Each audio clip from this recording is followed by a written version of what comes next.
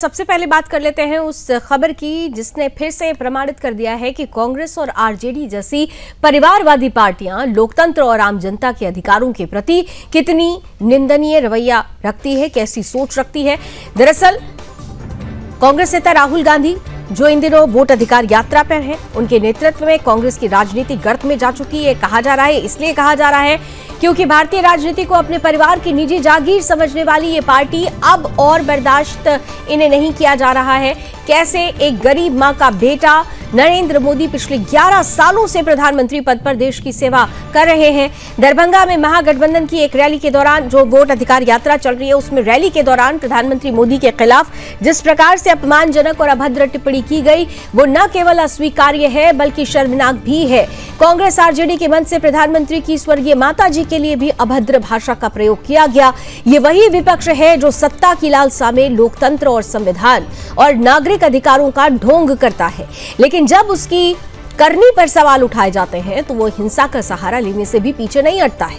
आज पटना में इसका जीता जागता प्रमाण देखने को मिला जब बीजेपी कार्यकर्ताओं ने कांग्रेस कार्यालय के बाहर शांतिपूर्ण विरोध प्रदर्शन किया। तब कांग्रेसी गुंडों ने उन पर जानलेवा हमला किया, उन्हें लाठियों से पीटा गया, ईंट पत्थर बरसाए गए।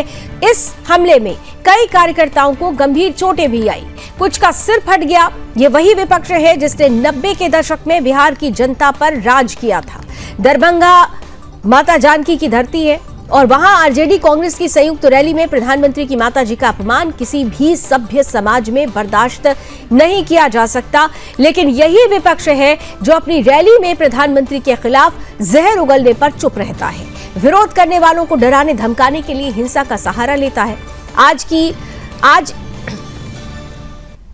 पूरे देश में बीजेपी विपक्ष के इस चेहरे को लेकर, राहुल गांधी की इस तरीके की अपमानजनक टिप्पणी को लेकर लगातार सवाल खड़े कर रहा है, विरोध में है। आज की घटना साबित करती है कि कांग्रेस आरजेडी जैसे विपक्षी दल सत्ता की भूख में लोकतंत्र और नागरिक अधिकारों की बलि चढ़ाने से नहीं हिचकते।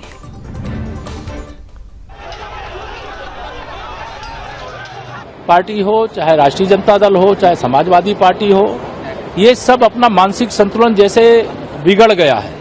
जनता का समर्थन नहीं मिल रहा तो बौखला गए।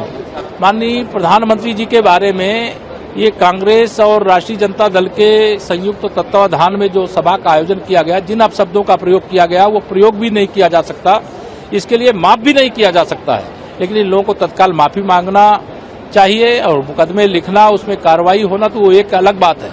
बिहार के दरभंगा में कांग्रेस पार्टी और आरजेडी के मंच से जिस प्रकार से देश के माननीय प्रधानमंत्री नरेंद्र मोदी जी और उनकी स्वर्गीय माता जी के लिए जिस प्रकार से गालियों का इस्तेमाल हुआ है, अभद्र भाषा का इस्तेमाल हुआ है, यह घोर निंदनीय है और लोकतंत्र में अक्षम्य है। आरजेडी और कांग्रेस का ये हरकत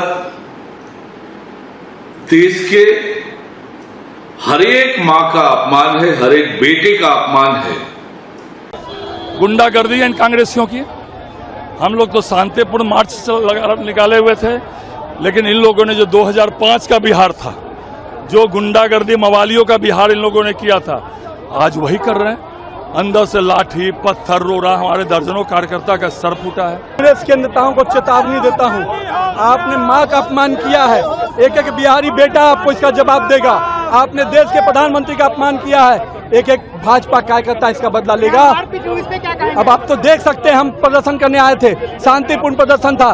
कांग्रेस कार्यालय के अंदर से ईंटा पत्थर चलाए जा रहे हैं, बंदूक दिखाए जा रहे हैं। तो भाजपा कार्यकर्ता बंदूक और ईंटा से नहीं डरता, पत्थर भी खाएगा, माथा भी फोड़ाएगा, शहीद हो जाएगा, पर इस मां के अपमान का बदला लेके रहेगा।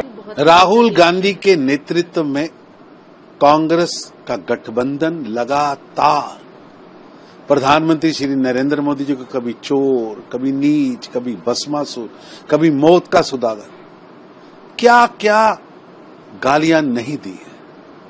और अब प्रधानमंत्री श्री नरेंद्र मोदी जी की स्वर्गीय माता जी के बारे में अपशब्द और गालियां निकाली जा रही, जो कि कठोर निंदनीय है, अनैतिक है, अलोकतांत्रिक है।